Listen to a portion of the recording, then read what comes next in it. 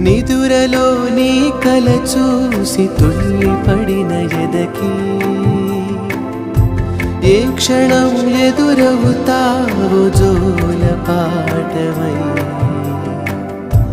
ఆకలని అడగక ముందే నోటి ముద్దు నువ్వై